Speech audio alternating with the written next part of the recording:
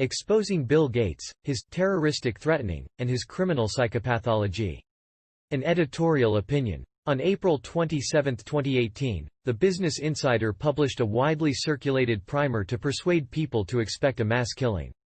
The article by Kevin Loria was titled, "Bill Gates thinks a coming disease could kill 30 million people within 6 months, and says we should prepare for it as we do for war." The pitch featured the Jack Taylor Getty Images photo showing the aging Bill Gates curiously showing only his lower teeth during speech body language indicative of a compulsive liar. Quote, "The next deadly disease that will cause a global pandemic is coming," Bill Gates said at a discussion of epidemics promoting the deep state's depopulation agenda. "We're not ready," Gates said, hiding his family's and big money backers' plan to lose another most profitable depopulating agent like HIV and AIDS that has killed 40 million people and counting. An illness like the pandemic 1918 influenza could kill 30 million people within 6 months, Gates said, adding that the next disease might not even be a flu, but something we've never seen, like a lab-combined H5N1 and H1N1 that complicit scientists have already engineered, threatening an outbreak that might kill as many as 60% of those infected. "The world should prepare as it does for war," Gates said, hiding the fact that his father was among America's leading racists and eugenics advocates, and his mother officiated for banks and IBM that made a fortune with the Nazis of World War II. "If there's one thing that we know from history, it's that a deadly new disease will arise and spread around the globe," Gates was said to herald, according to Loria's Business Insider advisement. President Nixon was one example who, like Gates, had more than upper teeth concealed during speeches. This is shown in the image taken during Nixon's Watergate resignation speech. The man could lie through his teeth, without any remorse. Bill Gates's body language reveals the same, as explained by body language analyst, Matty O'Brien. Gates's population culling outbreak could happen easily within the next decade, the Business Insider reported. But who owns the Business Insider? Axel Springer SE. This is the largest digital publishing house in Europe, with numerous multimedia news brands, such as Bild, Die Welt, and Fakt. It generated total revenues of about €3.3 billion in 2015. The enterprise is central to the deep state's propaganda output. This racketeering enterprise wields substantial leverage, and Gates is a major player in this mob. It shows the Bill and Melinda Gates Foundation vaccine trafficker and founder, Bill Gates, arguably the most murderous man in the world today, congratulating Facebook's complicit entrepreneur, Mark Zuckerberg, for their alliance. Loria continued for Axel Springer without mentioning that Gates has been heavily financed by Warren Buffett's $30 billion depopulation donation to the Gateses' Humanitarian Foundation. Bill Gates told listeners his doomsday prediction at a discussion about epidemics hosted by the Massachusetts Medical Society and the New England Journal of Medicine. He claimed, "We're not ready." He said he was, usually the optimist in the room. He reminded people that he lifts children out of poverty around the globe. "But there's one area though where the world isn't making much progress," Gates said, and that's pandemic preparedness. The likelihood that such a disease will appear continues to rise. New pathogens emerge all the time as the world population increases and humanity encroaches on wild environments. It's becoming easier and easier for individual people or small groups to create weaponized diseases that could spread like wildfire around the globe. Notice that Gates said nothing about the small groups of deep state-controlled, criminally complicit scientists in labs generating scores of weaponized diseases. All of this is ongoing under the guises of cancer research and vaccination prevention. Gates's terroristic threatening, all propaganda, persuades we the people to blame our dismal fate on wildlife, air travel, encroachments on rainforests, and lacking preparedness. But never on the most obvious threat: massive amounts of biological weapons called viral recombinants, produced to vaccinate and eradicate people, like animals in risky experiments. Gates's primary purpose is to divert from GMOs laced with poisonous chemicals and heavy metals, which is the main ingredients in his genocidal weapons of mass depopulation called immunizations. According to Gates, a small non-state actor could build an even deadlier form of smallpox in a lab, Loria wrote. This suggestion is nothing more than lunacy. How many, small non-state actors, can build, outfit, and administer a biocontainment, level 3 or 4 facility capable of recombinant biotechnology or even crude genetic engineering in microbiology? You guessed it, none. So, what is Gates really concealing here? What are virologists actually doing in labs? They are creating deadly biotechnologies for genetic assaults in favor of the financial elite controlling the deep state. The future of civilization depends on diagnosing their fraudulent concealments, and their terroristic threatening campaigns driving genocides, just as we saw with HIV and AIDS.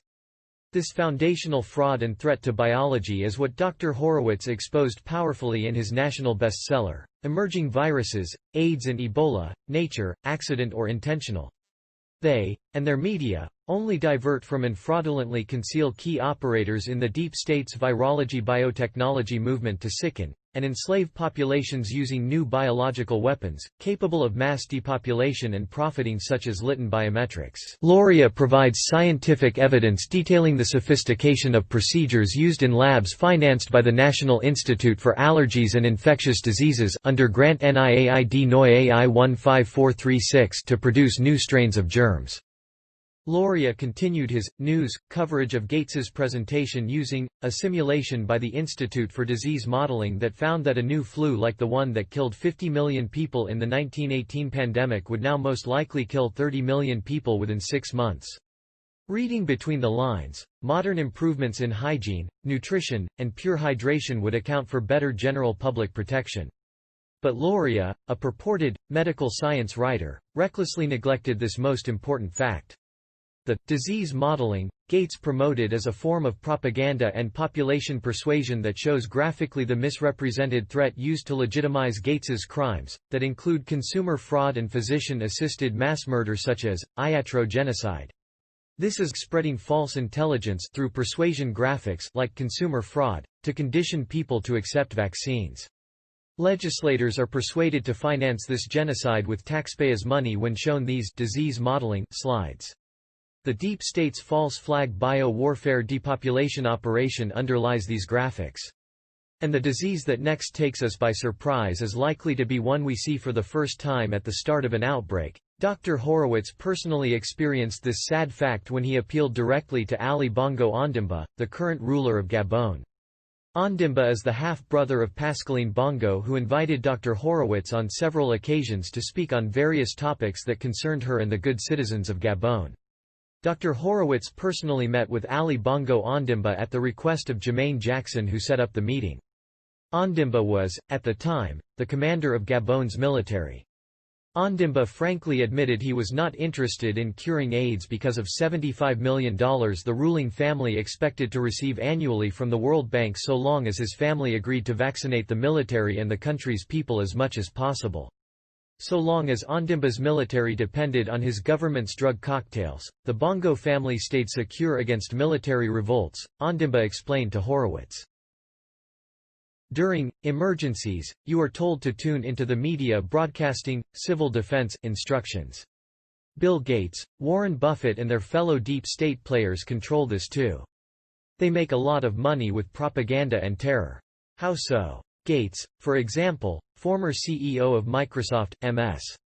That is the MS in MSNBC. And you think there is fair competition in the multinational corporate-controlled media? Not at all. Fox News, that is highly critical of MSNBC and CNN, is controlled by the Murdoch family that is heavily invested in vaccination corruption. Gates's father, William H. Gates Sr., was a banker and a lawyer in Preston Gates and Ellis. He served the same concealed motive that the Microsoft chairman holds while promoting racial hygiene, as the Rockefeller-financed eugenics movement did most successfully preceding World War II. Gates Sr. served on the board of Planned Parenthood that spread from its roots in Cold Spring Harbor genetics and virology labs on Long Island, New York to Berlin and Germany. The Rockefeller Bear Company, BASF, and Hoechst petrochemical pharmaceutical consortium known as IG Farben served at the heart of Hitler's Holocaust and World War II. Jews, blacks, gays, and gypsies were targeted as inferior species under this racist Anglo regime. IBM served IG Farben and the Nazi warlords by providing the old punch card system of victim tracking and data analysis. Tattooed numbers on victims' arms matched their concentration camp work assignments and ultimate death by gun or chemical showers, with Zyklone B produced by the Farben Group.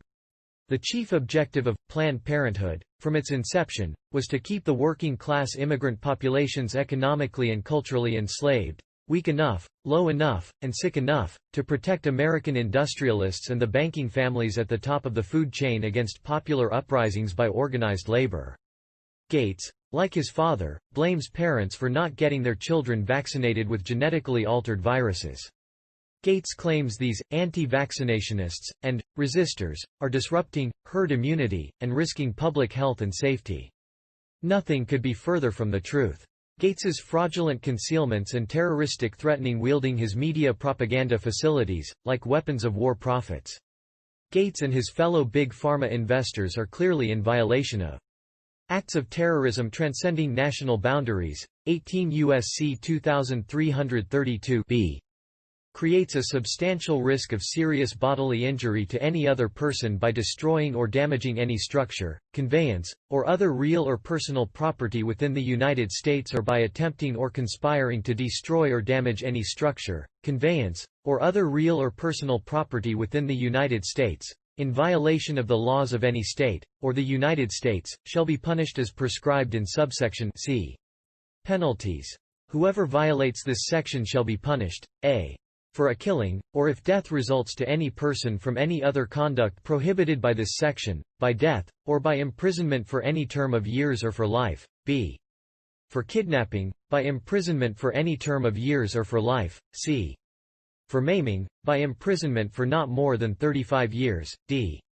for assault with a dangerous weapon or assault resulting in serious bodily injury, by imprisonment for not more than 30 years, e. for destroying or damaging any structure, conveyance, or other real or personal property, by imprisonment for not more than 25 years, f. for attempting or conspiring to commit an offense, for any term of years up to the maximum punishment that would have applied had the offense been completed, and g. for threatening to commit an offense under this section, by imprisonment for not more than 10 years. Bill Gates's hypocrisy is most obvious, troubling, and delusional. The double-sided message Gates outputs generates cognitive dissonance, defined as a belief-behavioral inconsistency, justifying the diagnosis of criminal psychopath. Simply stated, on the one hand, Gates, Turner, Buffett, and their ilk invest in eliminating billions of people, as is obvious from their rhetoric and depopulating programs. This includes Rue 486, the morning after birth control pill. To 86 something means to kill it. Are you pro-killing life with this patented pill licensed by Planned Parenthood? On the other hand, Gates claims his vaccines have helped save millions of lives. Why would a psychopath care whether more unvaccinated people were to die, when he claims to cherish fewer people? Simply put, in the event that people die of natural causes, Bill Gates and his cohorts are unable to increase their profit margins. Conversely, by killing them off slowly, there is much profit to be realized. Gates's entire propaganda campaign is purposely confusing to hide its absurdity. Gates's rhetoric argues that healthier infants who live longer as adults will somehow reduce world populations while improving the quality of life for everyone. But there is no science backing this ridiculous thesis. The only people whose quality of life will be secured and enhanced by vaccinations, containing heavy metal poisons and GMO carcinogens, are the ultra-rich, as all the peasants die off in pain. This vaccinate to live longer thus depopulate notion doesn't even measure up to pseudo-science. That means it is pure nonsense. It doesn't even merit a thesis or being output as a theory. It is purely diabolical. This mass-mediated con job is much like Gates's manufactured claims that vaccines are safe and effective. The safety of vaccinations has never been proven. Solid proof doesn't exist without large double-blind studies conducted over generations to compare rates or morbidity and mortality data for vaccinated versus unvaccinated people. So, vaccination advocates who smear vaccine whistleblowers, like Dr. Horowitz, claim that anti-vaccinationists all suffer from pseudo-scientific delusions, suffering from delusional perceptions, yet these advocates subscribe to Gates's pseudo-scientific vaccine hogwash. In this case, given Gates's resulting mass murders, and his supporters' delusional arguments, what they have done is criminal and arguably treasonous. The preceding clip suggests the possibility that the presenter of the CIA briefing, considering the appearance, use of gestures, and the content that is consistent to that of Bill Gates's depopulation agenda, strongly suggests that it is plausible the speaker in the video is Bill Gates. Arguably, there are those who deny the authenticity of the claim. However, despite the various claims, I will leave it up to you to decide. Excuse me, on the left over here, we have individuals who are religious fundamentalists, religious fanatics, and this is the expression, RT-PCR, real-time PCR expression of the VMAT2 gene. Over here, we have individuals. Let me complete. So over here, we have individuals who are not particularly fundamentalists, not particularly religious, and you can see there's a much reduced expression of this particular gene, the VMAT2 gene.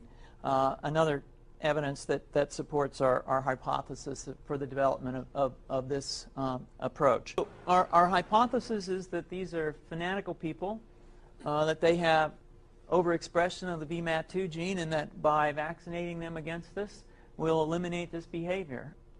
So the data that I'm presenting here supports the concept that we're proposing, and I think that we would not propose to do CT scans or fMRIs on individuals out in the hinterlands of Afghanistan. The virus would immunize against this VMAT2 gene, and that would have the effect that you see here, which is it's essentially to turn a fanatic into a normal person. And we think that will have major effects in the Middle East.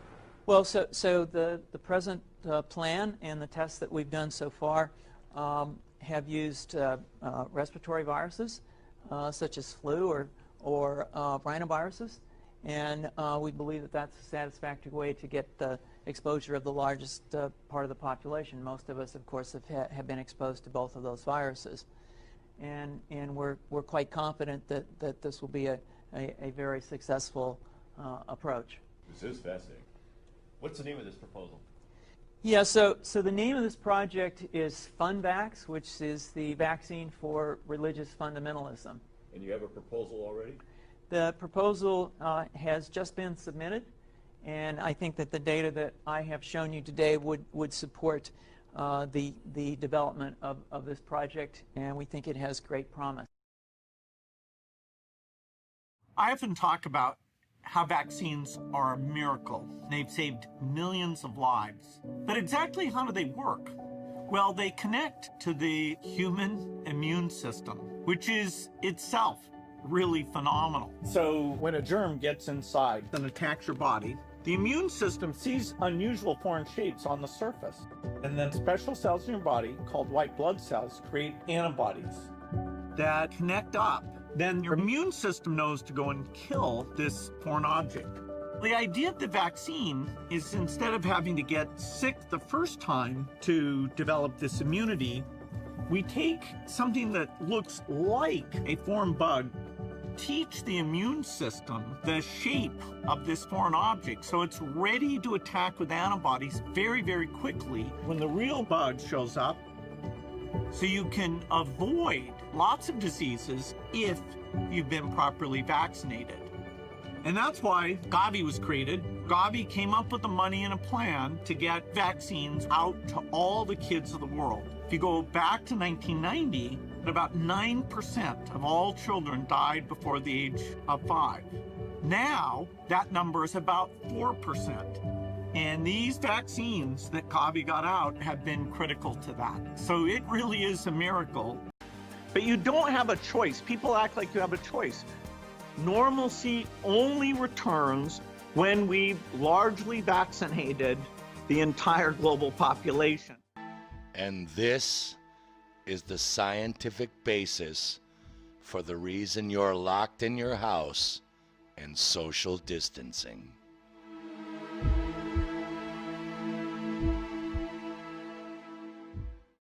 If you enjoyed this video, please don't forget to give us a thumbs up, and be sure to share.